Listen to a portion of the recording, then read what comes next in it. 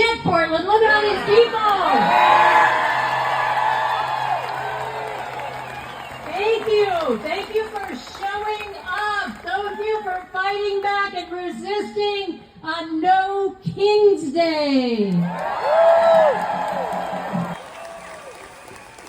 Okay, so this is the crowd of patriots. You are all here and assembled. Thank you. We are here to recognize No King's Day. We are here to celebrate the 250th anniversary of the United States Army. And we can do that without a $45 million parade of the military.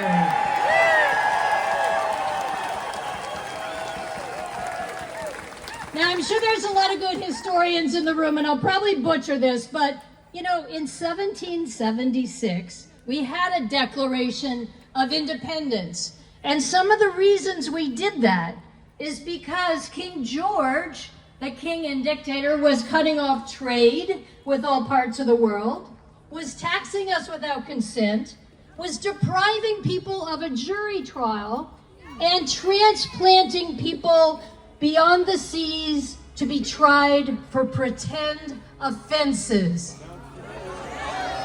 Does that sound like El Salvador and Guantanamo? And maybe even Libya? So then we had a constitution 12 years later, and Article 1, so the Constitution in the preamble says, "We the people," here we are.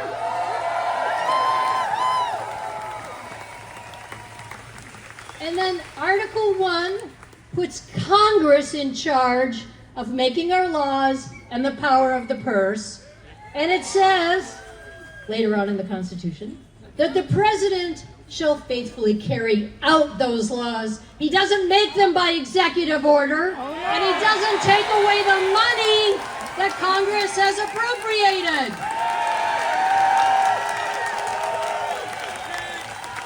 He is not a king. We also have 3 branches of government, the courts, when they work, and they have been working. They interpret those laws, and the president is meant to do what the courts tell him to do. I am sorry to say that this president is a lawless man. He forgot he took an oath to the Constitution, and he doesn't understand Congress has the power of the purse, and that you don't make laws by executive order or stupid-ass dumb ideas that he has every night.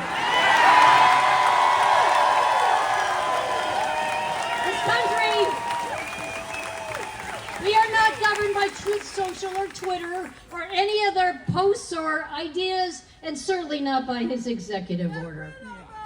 Get rid of him! And he has no right to take the National Guard or the United States military, the Marines, and turn them on our cities and our American citizens. You cannot change immigration law in midstream and pick people up and lock them up in jails and say, "Oh, your asylum claim doesn't apply anymore," or "Your green card isn't worth anything," or "I no longer believe that you should be a citizen," or just because you're a student on a visa and you protest, which is your right in the United States of America, I can put you in jail.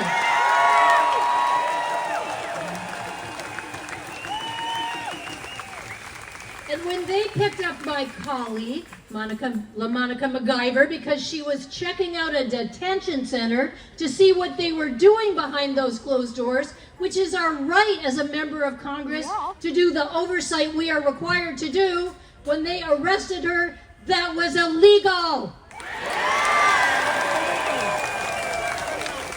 And yesterday, when they threw a senator on the ground when he was in a federal building that he had been admitted to, asking a legal question of a cabinet secretary who didn't even know where she was or who he was, that was illegal.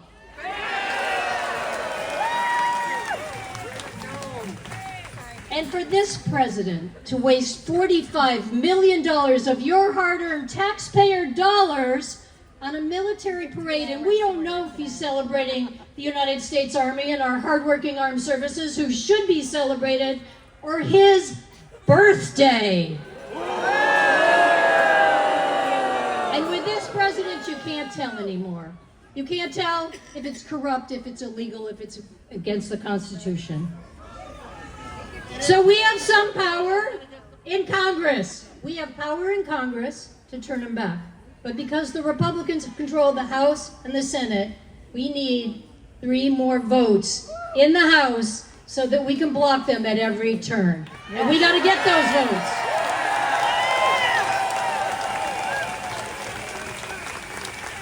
But we can't wait until that day. My colleagues in the Democratic Party will be up every night proposing amendments, whether they accept them or not. We're going to make them listen to our amendments, to their cuts, to their illegal executive orders, to everything that they're doing that goes against the law and the courts. We're going to file discharge petition, and we are going to continue the lawsuits in the courts. We have over 250 lawsuits against this administration, and we win them. Because when he steals your money from the Department of the Veterans Affairs, or the Department of Environmental Protection, or our schools, or everything they have done cutting in funds across the government. When they do that, the courts say, you have to give it back because you had no right to take that money. There is no executive order that stands as law. Only Congress has the power of the purse. Only Congress has the right to make a law.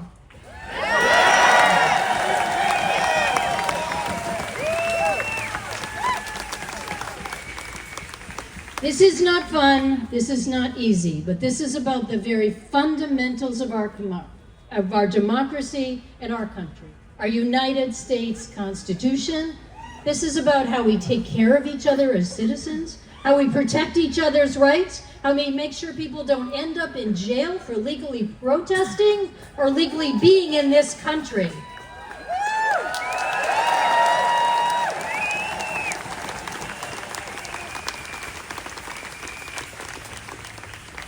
I'm just one of the many members of Congress who represent you. But we are all out on the streets today. All the Democrats. All the Democrats are out on the streets today because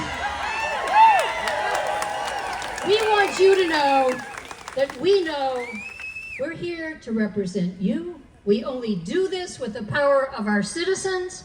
The only thing that will make this country change and save our democracy is all of you showing up, being here, yes, making those phone calls. I know there are those days you say, I'm going to call, I'm going to send an email. Is anybody listening? Should I keep doing it? I just want you to know that in my party and every party, they do count your calls. They know you're calling. And every day, they take something back because they realize how mad the people are. And when they see the millions of people that are on the streets today, not just in Portland, Maine, but I've already been in 3 small towns in Maine, from York County all the way up here. In Saco, Maine, they expected 200 and they had 800 on the streets. And in York, Maine, and they're about to show up in Algonquin, Maine, and Wells, Maine, and now I'm going up the coast, and they're going to be in Brunswick, and Belfast, and Bath, and Rockland, and everywhere else. And you can't give up one day. I mean, you can take a day off. You know, it's Sunday, Father's Day. Enjoy yourselves. You deserve it, dads. Take the day off. But we got to get right back to work. And I want you to know it does make a difference. Every time you stand outside a federal building, every time you help one of your friends and neighbors to make sure they're not picked up and deported before they even have a chance to say goodbye to their family, every time you talk to one of your friends or neighbors who doesn't always agree with you, but you say, you know, I'm worried they're cutting 80,000 people out of the VA, and how are we going to get our services? I'm worried they're going to deny all environmental protection and pretend climate change doesn't exist. I'm worried they're going to take the books out of our kids' school libraries. I'm worried what they're going to do next and who they'll come for next, because it's going to be all of us if we don't stand up, fight back, and protest. Absolutely.